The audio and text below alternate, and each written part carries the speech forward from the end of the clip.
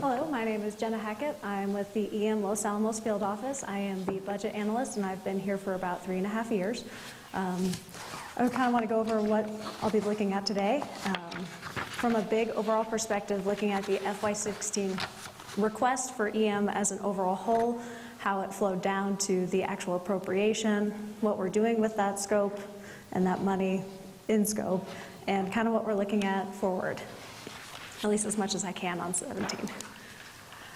So to give you a little perspective, the FY16 budget request that went to Congress around this time last year was for $5.8 billion for the EM program.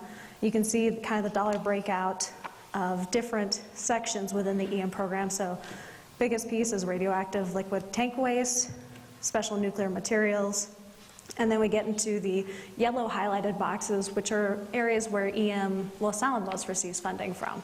The facility D&D, groundwater, true waste, and site services, which is mainly through the stakeholders and community activities fund. As an overall, liquid waste and special nuclear materials are about 56% of the EM budget for FY16. And breaking down our pieces within those yellow boxes, PBS 13, what we call transuranic waste, is about 10%, 19% of the soil and groundwater was for EM LA, 0.16% of the facility D&D, so we're pretty small compared to most of the sites across the complex when it comes to D&D at this point, and PBS 101, which is 0.8% of the site services category. So from that, our actual appropriation was passed in December 2015, actually above the request level at $6.2 billion for the EM program. That's a $391 million increase, which was pretty exceptional, actually. We were very lucky and had a lot of support from the Department of Energy as well as our congressional delegation. The biggest fund within those, so there are 3 funds that actually go into the EM appropriation. There's the defense funding, the non-defense funding, and the uranium enrichment D&D fund. 5.2 billion of that is for the defense appropriation, which is where Los Alamos receives their funding. A little perspective again, the Hanford site, which includes the Office of River Protection and the Richland Site Office, is 2.3 billion of that FY16 appropriation. And Savannah River, 1.2 billion, and WIP at 300 million. So those 3 sites together are about 61% of the EM budget as a whole. And it kind of gives you a little perspective of where EM Los Alamos sits. We had a request value of $188.6 million. We received $185 in the appropriation, which was a $3.6 million decrease. And going forward, you can kind of see how we are breaking that out here at the site in FY16. Our biggest pieces are soil and groundwater at about 50%, true waste disposition, 43%, and then we have some smaller chunks. And what we consider towards going to actual scope is the D&D piece, the true waste disposition, the stakeholder activities, and the soil and groundwater. The federal acquisition transition and EM corporate support are less scope-driven specifically, but they do help improve the mission and keep us moving and keep progress going. So that D&D piece, true waste, and soil and groundwater is 93% of our funding going towards scope that can be seen here at the site. A little information about our PBS 101, that's our Community and Stakeholders Fund. It's $3.4 million for this year, and it funds things like the Los Alamos Pueblo program, which covered the pueblos Santa Clara, San Ildefonso, Jemez, and Cochiti, as well as the Santa Fe Indian School. We also get a partial contribution from NNSA for the 4 pueblos, and we also cover the natural resource damage assessment scope that Mike mentioned earlier. We are really moving forward on that. We have a contractor in place and starting to begin some of the actual studies that were proposed in the assessment plan that was drafted and approved in 2014. Little information about the federal piece. This is, again, federal support that we require. The big piece of this is our project time and cost support. They provide a little bit of staff augmentation as we are building up our field office to facilitate our oversight capabilities at the field office, as well as the acquisition transition process that we are going through since the bridge contract was established and EM was directed to move towards a separate contract.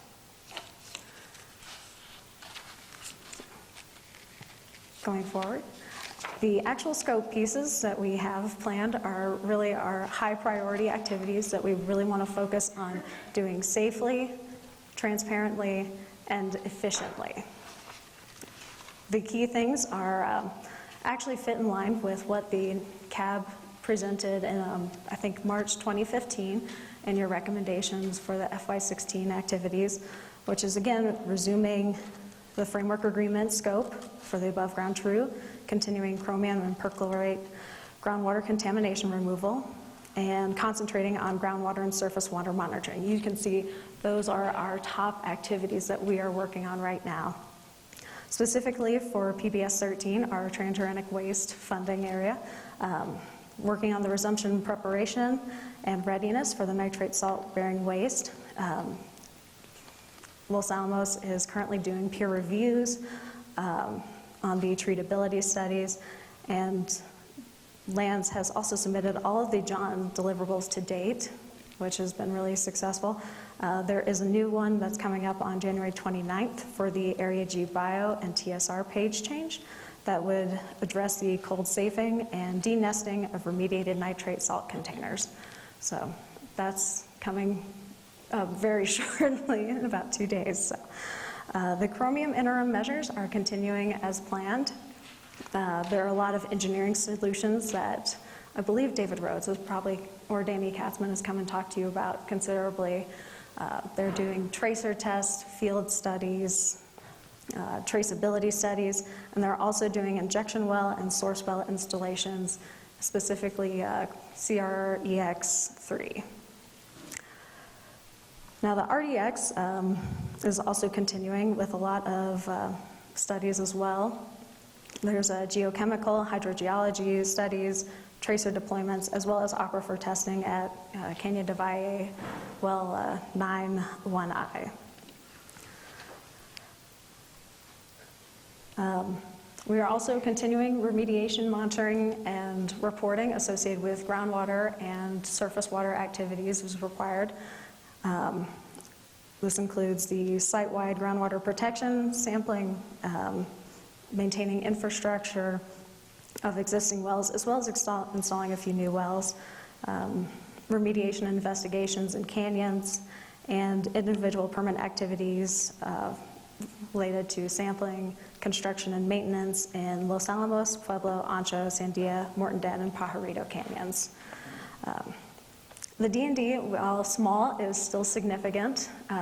We have seen a lot of sightline changes, especially at TA21 in the past few years, and we're continuing that with the demolition of the sewage treatment facility, as well as getting rid of some slabs and footings in that area as well.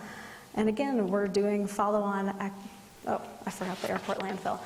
We are going back and recovering the airport landfill with new engineered controls, and EMLA is actually directly overseeing that contract. It is not going through Lands, and should be complete sometime this summer. And again, the follow-on acquisition activities are very important to making sure that we have the right contracts and the right types of contracts in place to make sure we can get this work done and continue our mission here safely and effectively. So just to highlight some recent first quarter successes here at the site, we have installed the cooling system of the nitrate salts waste in Dome 375. The chromium environmental assessment was completed, as Lee mentioned, and one of the interesting things is that it contains a mitigation action plan that has a list of monitoring commitments related to the construction activities and operations of those proposed interim measures related to the Chromium well and Chromium interim measured activities. And this one is actually really exciting to see. This is the demolition of the sewage treatment facility. It was completed on December 17th in 2015. The warehouse waste is still waiting to be surveyed and will be off-site for disposal as industrial and commercial waste. And the roof had some asbestos, and there was some specific waste associated with the sump concrete that had to be specially surveyed, and it should be off the hill by April 2016. So we have a lot of successes to really show and keep showing that we are an investment for both the EM complex as well as the DOE mission as a whole. Now going forward, we are obviously executing FY16, and on February 9th, in about 2.5 weeks, the presidential budget for the FY17 will be distributed to Congress, and until that time, the information is embargoed, but it does include a lot of this general plan scope for continuing the remediation of the nitrate salts, continuing to focus on the groundwater and surface water activities, as well as the Chromium and RDX interim measures. And a lot of that actually incorporated some of the things that you all have learned about throughout some of the presentations you've had here. And while it doesn't fully, there are some things that your recommendations may or may not have been able to accomplish in FY17. But going forward, as we get to the FY18 development in the April-May timeframe, which Doug may touch on a little more, we will actually have EM guidance sent out and distributed to the CABs around the country that will detail how your recommendations should be presented to the Department of Energy for incorporation into the budget development. So, does anyone have any questions at this time? I know I ran through that kind of quickly, but I'd love to talk more.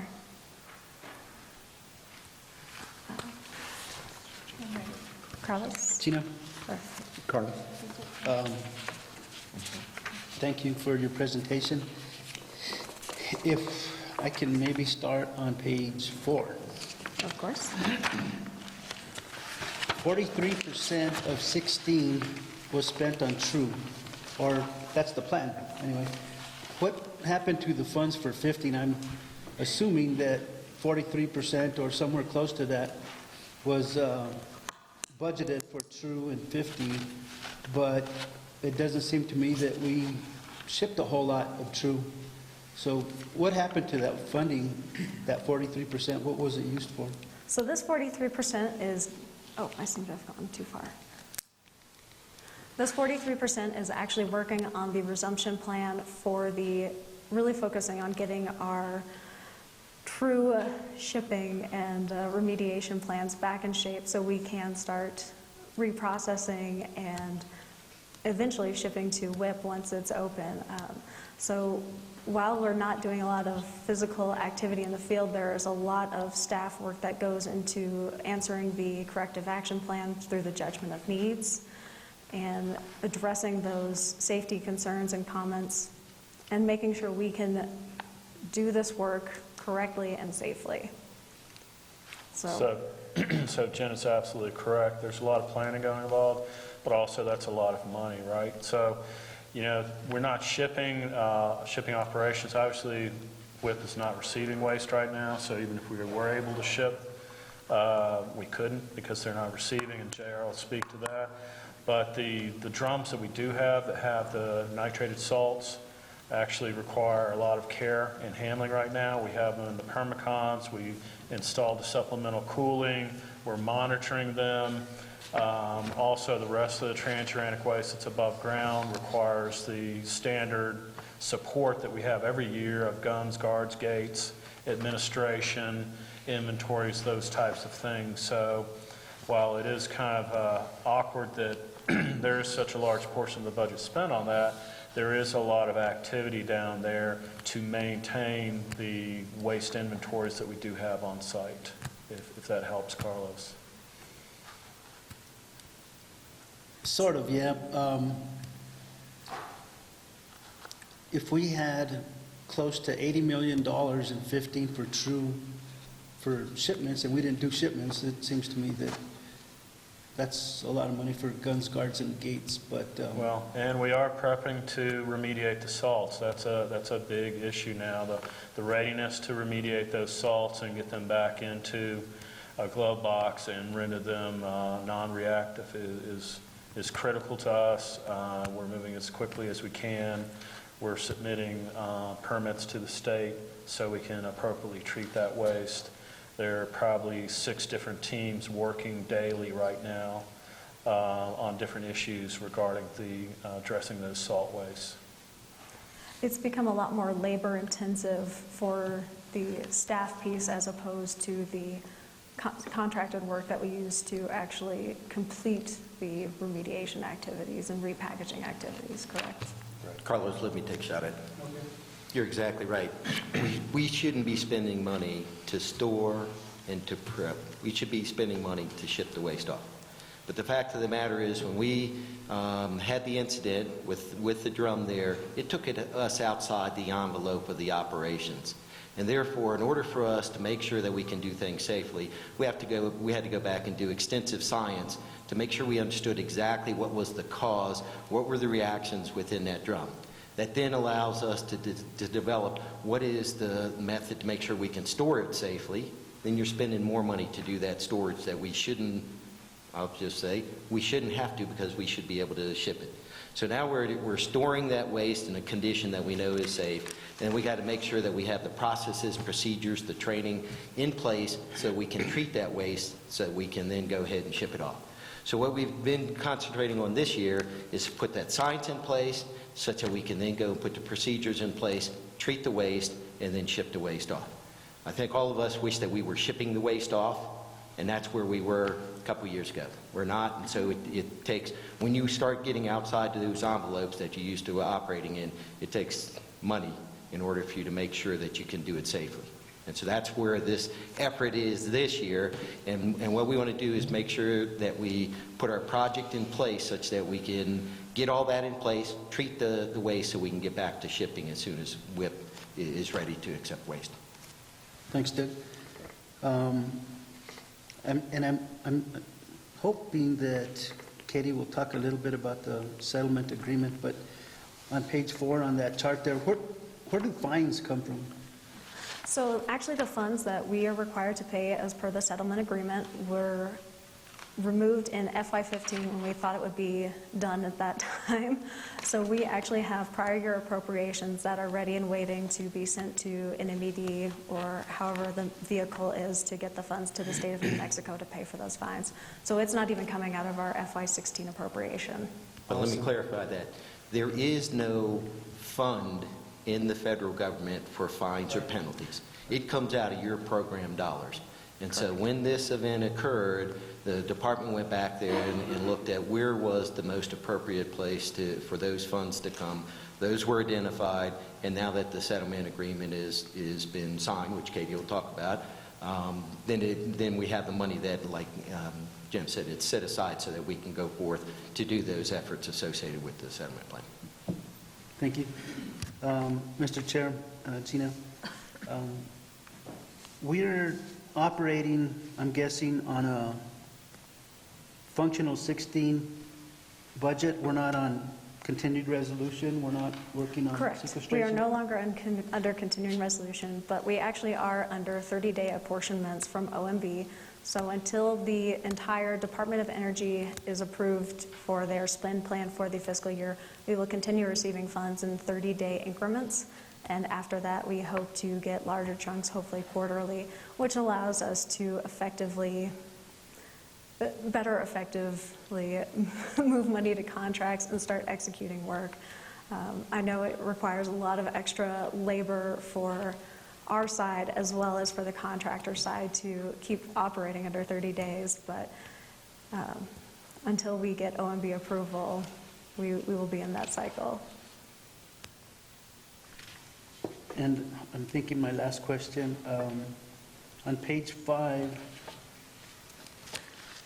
this looks to be the EMLA priority list, and when I compare this list to the minute list of November 12th on page 7, that looks to me to be a priority list as well, but they're not the same list there. I'm not sure which list I should. Carlos, can you hang on until I get up there, and then you can ask me all these questions, and I'll sort through them the best that I can. And you're right. The answer is you're right. Okay. But I'll explain why. Okay, Carlos. Thank you. Gerard, I think you had some questions?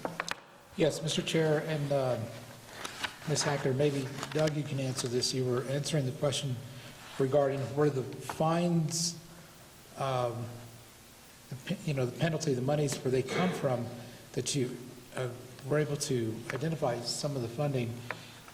Did some of that funding come from the obvious that there wasn't a lot of money spent shipping waste, so there were some savings there? And so then some of that money was then used for the fines? As far as the source of the funds, and what I'd like to do is actually defer to Pete in the back there, if Pete wants to explain where the funds came from. But I will tell you, they did not come from program funds to do the scope of work associated with bringing back for the remediation treatment of the drums, or for the cooling and so forth. Those program funds were not affected. Thank you. Okay, Pete? Yeah. Don't be shy, Pete. Mr. Chairman, members of the board, I'm Pete Majori from the NNSA. Mr. Hintze is absolutely correct. Secretary Flynn early on was clear that he did not want the money coming from the cleanup budget. So as a result, Congress actually reprogrammed a lot of money, and it's also my understanding that some of the money came from unearned fee that the contractor who operates the laboratory did not earn in the previous fiscal year. Thank you. Thank you, Mr. Chair. Since we are a public meeting, I just wanted that clarification. Thank you. Any other questions? I have a question, Jenna. On page 9, it says the 2017 budget formulated. Have we got a number that you're going forward with? We Okay. cannot discuss that. Okay, all right. Otherwise, I'll get up and I'll talk to that. Okay, that's fine. No, if you're going to talk about it, that's fine. I just noticed that you had that, and I said, I don't remember if we've gotten that number yet. No, sir, that number is still embargoed until the presidential request is released to Congress on the 9th. Okay. Any other questions of Jenna? Anybody else? Okay, Jenna, we appreciate the presentation. Well, thank you all so very much. Thank you. Appreciate it. Okay. Okay, so Jen and I knew that we had plenty of time here, so now I'm now your sacrificial lamb for any other questions associated with budgets. I got one slide, because first here I'm going to give you the text. When we're out here and we're talking numbers, and in a matter of half hour, Jen has talked about fiscal year 16, 17, and 18. Are there any of you out there that are just slightly uncertain or confused as to what we're talking about? Let me see your hand. Everybody is full. No, Okay, well, I've been doing this for 15 I'm years. confused. I still am not sure about this process. Okay? So I think that what I wanted to do was to show you this chart here in hopes that it may actually clarify some of the things when we talk. And what this spiral chart is showing you is what times of the year that we're in certain budget cycles, okay? And if you look on that chart around the outside, you see at some times of the year, we may be in 2 or 3 different years, funding years at the same time. We have the planning year, the budget year, and the execution year, okay? So what this chart tries to show you simply is, pick a month up there, okay? Let's pick January, right? We're in January. So up in January, if you look in there, You've got one that talks about program, okay, so up here, you got 1 year that we're in the budget development. The other year, Genna just told you on February 9th, we're going to release the president's budget. And at the same time, we're in the execution year here, fiscal year 16. So we, in the federal government budget formulation program, have to keep track of 3 years at the same time, okay? So this chart shows you where we are in those different years. Of course, we're always in a execution year. Execution year is October 1st through September 30th. That's our fiscal year. And does anyone know when was the last time we actually had an appropriations before the fiscal year started? Anybody have an idea? 1997 was the last time. And the important reason that I bring that up is because then one of two things happens. Either we have a continuing resolution, which is a temporary spending measure, or you have a lapse of appropriation, you have no money. Okay? And folks may say, well, if you get a continuing resolution, then you're okay. Well, the answer is no. Because you get little, drips and drabs of money depending on how long it lasts. Sometimes the continuing resolutions have lasted into March and April. That means we can't execute based on the plans that we have because you're not quite sure exactly how much money you're going to get. Okay? So this year, we had a continuing resolution that went into December. So you know what we do? We have to kind of backload the year because now it's almost gotten to the point where you expect a continuing resolution. So the uncertainty associated with that has impact on the scope that we can execute. So that's one of the factors. And then you're not quite sure what the appropriations is actually going to come out to be. And just like Genna said, it actually ended up being a little bit lower than the request was. Okay? So when you look at this chart here, and Doug asked the question, well, what's the fiscal year 17 number? I don't know what the 17 number is. Okay? If you look at here, it comes in here, we do budget development, agency budget development through the June and July, and then the agency budget submission. We submitted the fiscal year 17 budget in September, last September, 5-6 months ago. It went into the black hole of the department CFO that goes over to the Office of Management and Budget, and then they start negotiating what the president is actually going to put in for a request. Once we put in any input in that August, September time frame, we do not see that number either. And I haven't seen the number. Genna hadn't seen the number. I don't believe any of us have seen the number. Some folks in headquarters do, and OMB. We will know what that number is on February 9th. Now, I'm told that I will be informed what that number is about a week before, so I can make sure that what the number is and the scope that we plan on doing, how we can make sure that aligns. Okay? So, Doug, you're not getting the number from me for 17. Okay?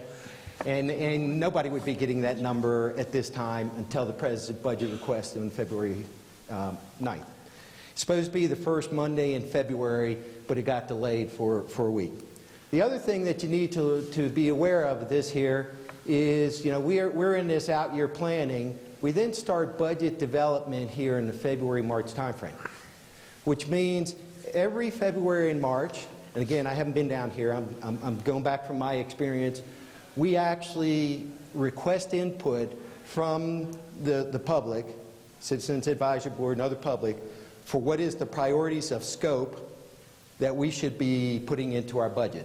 So from the February-March timeframe here, for fiscal year 18, we will be requesting input so that we can prioritize the scope.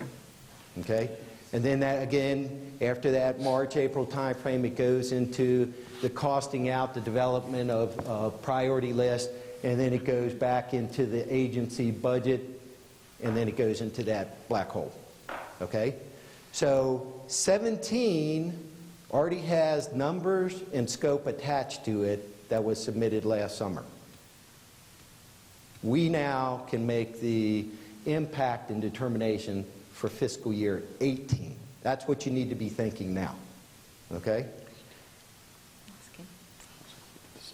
17, once we see what the number is in the request, and it goes through Congress, any sort of negotiation, markups from the House or the Senate, and then into the appropriation, we then have to go back and adjust based on how the number we requested matches up with the actual appropriation. Okay, so this year, Genna said, we had an request of $188.6 million. We got $185. So that means there's $3.6 million worth of scope that we have to go back there and identify that will not be done. Okay? That is the budget formulation process. So every single one of you should have raised your hand when they asked that question, because that is not a simple thing. Okay? I raised that. So that's just kind of talking about that. So let me now, go a little bit forward and talk about, yeah, go ahead, Doug. Doug, the other thing is, I think, a previous meeting, I can't remember when it was, you gave us a $1.2 billion need. No, I didn't. You did? Nope. You. Secretary Flynn gave you that number. Okay. Well, it came. He gave you that number. I thought it came from DOE, Nope. essentially, but So at some that's point, the next thing I'm going gonna- And I'm just saying, do you submit that in there and say, look, we've got these programs, we've estimated this need, we need to get this kind of approach where we get the money to do Yep. that. And I mean, you're saying you're like 3 years into this. Seems like that's an appropriate measure to try to take with budget, to say, this is what we need, how do we get this done? Yep. So let me slide into the second thing I wanted to talk about. Life cycle cost estimate. That's what you're talking about. Yeah. Secretary Flynn came out here on November 12th and said he's got a number he heard a number, don't know where, of $1.2 billion. Okay. Okay? We have a life cycle cost estimate that's up at headquarters for approval, and as soon as that gets approved, I'm going to come here and talk to you about that. Okay. What that is a tool. It's a planning basis for us based on the scope that we have identified now and the anticipated funding that we will have, how long does it take us to do that scope? That's so that everyone can see, approximately how long it's going to take to do all the scope. Okay. That is necessary, and that's Secretary Flynn's whole point is, how can we go as a community up to Congress to say how much money we need if we don't have a projected plan for how long it's going to take us? Right. And he's 100% correct. We need a life cycle baseline for the community because, when I hear us talk about, well, we got 189, but we should have 225. Does that mean anything? The answer should be no. It's just that 225 is bigger than 189. And so what we should be doing is making sure we all identify what is the scope that needs to be done, and then we prioritize that scope. And then as a community, I can't go up and lobby Congress, but that's what you, the community, that's what the congressional delegations can do, is to show that based on the priority, we should be talking about risk and the necessary to get this work done. Then we can go up there and convince the Office of Environmental Management, the Department of Energy, the Office of Management Budget, and Congress that we should have more money. But it all really starts at that life cycle cost estimate.